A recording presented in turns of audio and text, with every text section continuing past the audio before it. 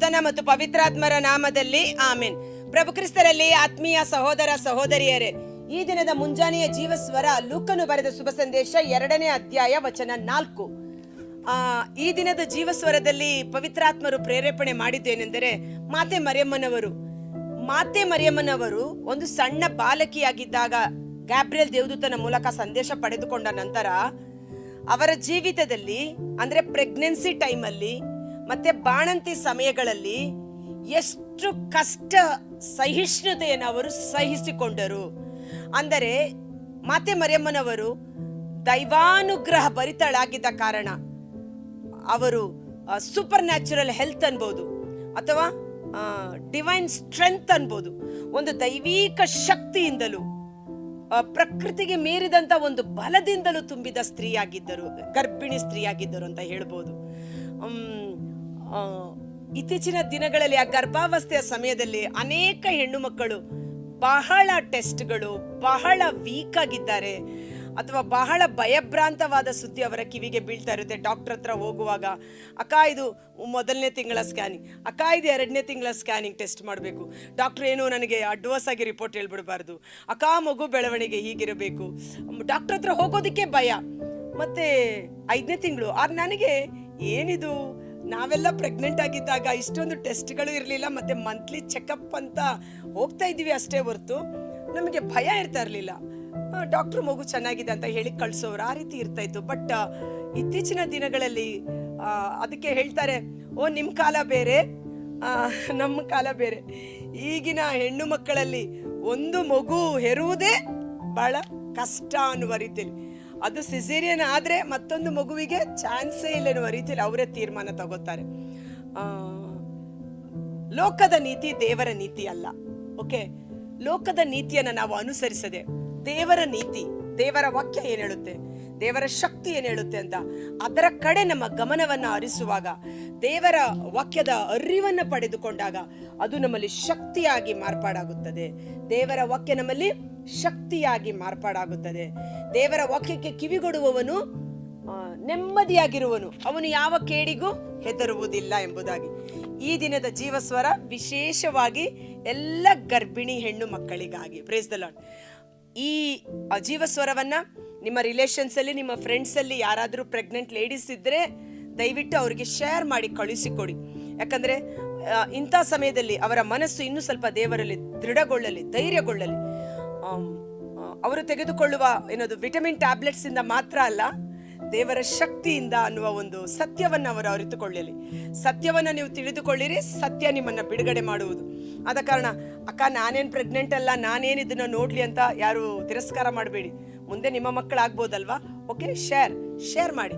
ಅನೇಕ ಗರ್ಭಿಣಿ ಸ್ತ್ರೀಯರಿಗೆ ಹೋಗ್ಲಿ, ಅವರಿಗೆ ಒಂದು ಧೈರ್ಯವನ್ನು, ಸ್ಥೈರ್ಯವನ್ನು, ವಿಶ್ವಾಸವನ್ನು ಈ ಜೀವಸ್ವರ ತುಂಬಿ ಅವರಿಗೆ ಸುಲಭಕರವಾದ ಹೆರಿಗೆ ಮೂಲಕ ದೇವರ ಕೃಪೆ ಲಭಿಸಲಿ ಎಂದು ಪ್ರಾರ್ಥಿಸೋಣ. Praise the lord.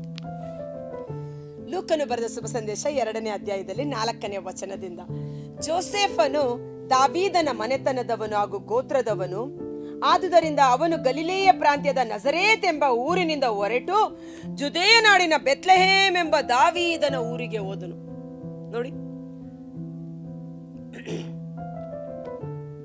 ಮಾತೆ ಮರಿಯಮ್ಮನವರಿಗೂ ಜೋಸೆಫ್ ಅವರಿಗೂ ಮದುವೆ ಆದ ಮೇಲೆ ಮಾತೆ ಮರಿಯಮ್ಮನವರು ಈಗಾಗಲೇ ತುಂಬು ಗರ್ಭಿಣಿಯಾಗಿದ್ದಾರೆ.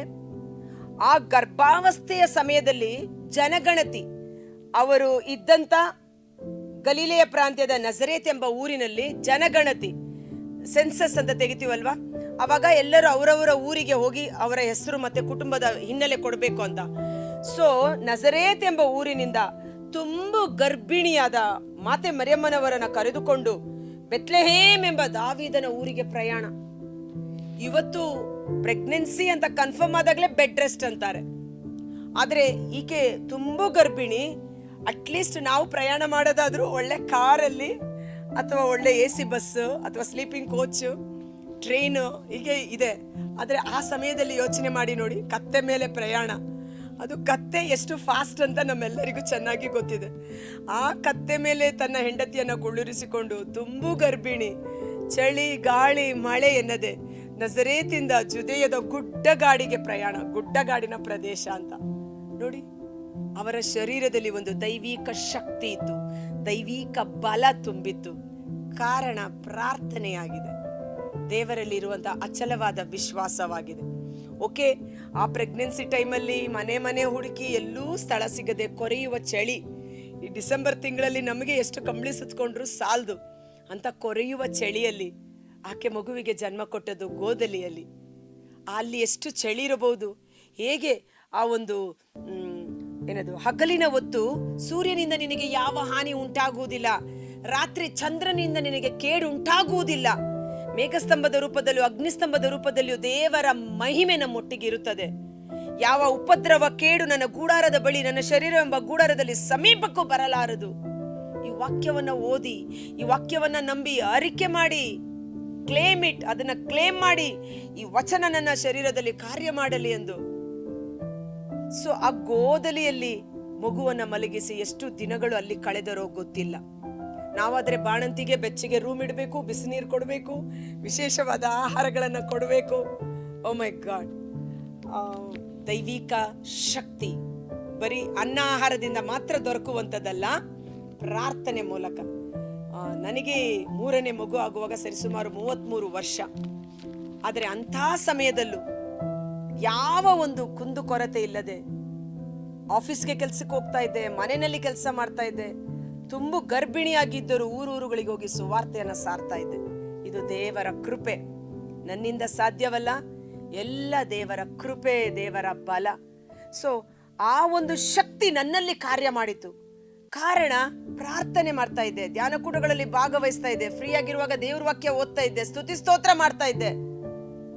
ಅದು ನನಗೂ ಗರ್ಭದಲ್ಲಿ ಬೆಳೆಯುತ್ತಿದ್ದ ನನ್ನ ಮಗುವಿಗೂ ಶಕ್ತಿಯು ಬಲವು ಅಭಿಷೇಕವಾಗಿ ಮಾರ್ಪಾಡಾಗುತ್ತಿತ್ತು. Praise the lord.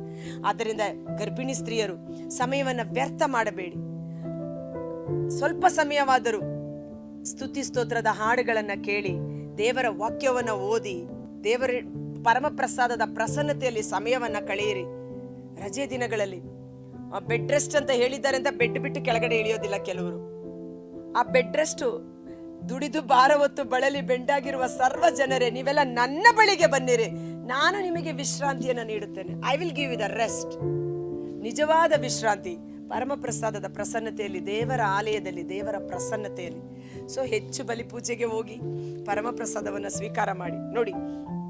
ಓಕೆ, ಡೆಲಿವರಿಯ ಸಮಯದಲ್ಲಿ ಈ ರೀತಿ ಅನ್ನೋದಾದರೆ, ಇನ್ನು ಮಗು ಆದ ಮೇಲೆ ಆ ಸಣ್ಣ ಮಗುವನ್ನ ಅವರು ಮಲಗಿಸಿಕೊಂಡಿರುವಾಗ ಮತ್ತಾಯ 2:14 ನಾವು ನೋಡ್ತೇವೆ.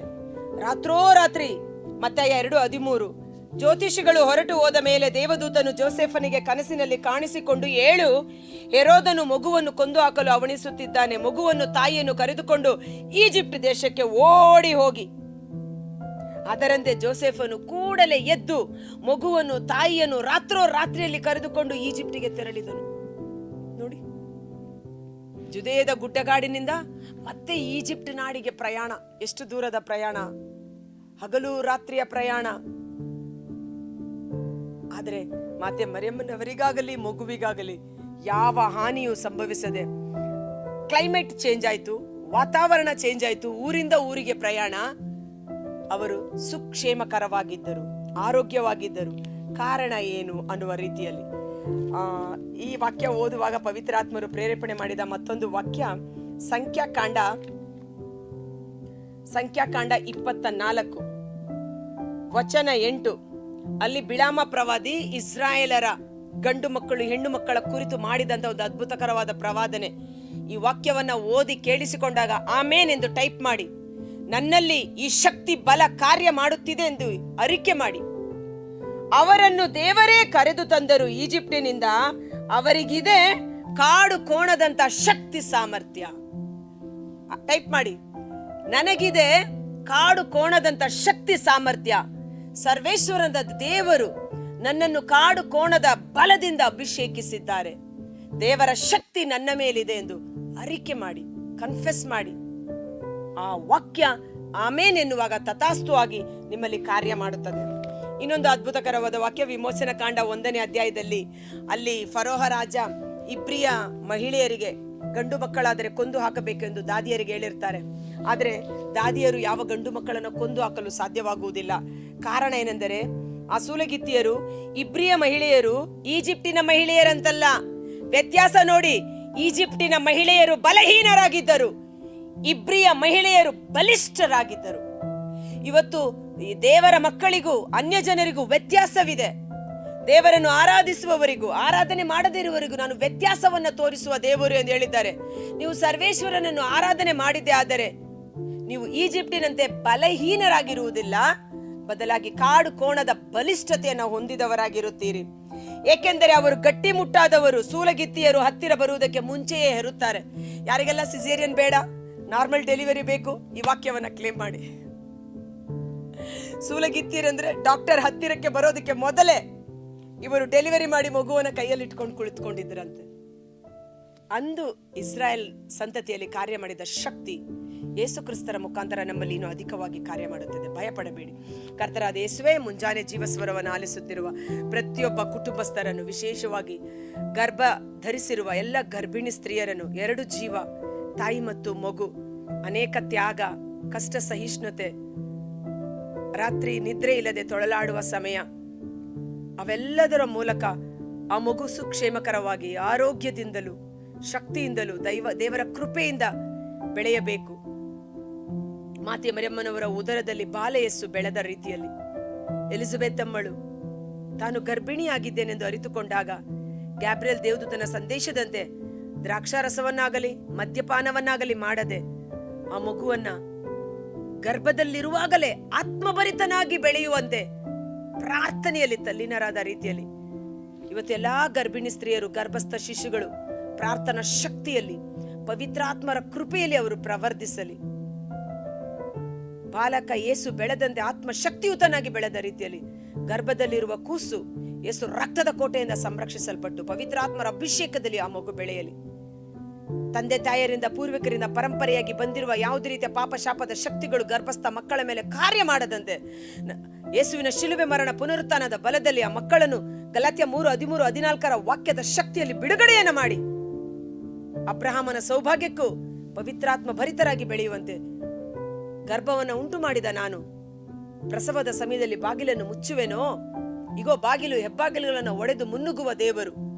ದೇವರ ಮಾರ್ಗದಲ್ಲಿ, ದೇವರ ನೈಜ ಮಾರ್ಗದಲ್ಲಿ ಸುಲಭಕರವಾದ ಹೆರಿಗೆಯ ಮೂಲಕ ಇಬ್ರಿಯ ಬಲಿಷ್ಠ ಮಹಿಳೆಯರಂತೆ ಸುಲಭಕರವಾದ ಹೆರಿಗೆಯನ್ನು ಅನುಗ್ರಹಿಸಿ ಸಂರಕ್ಷಣೆಯನ್ನು ಪಡೆದುಕೊಳ್ಳುವಂತೆ ಯೇಸುವಿನ ಅದ್ಭುತಕರವಾದ ನಾಮದಲ್ಲಿ ಪ್ರಾರ್ಥಿಸಿ ಬೇಡಿ ಹೊಂದಿಕೊಳ್ಳುತ್ತೇವೆ. ಆಮೆನ್.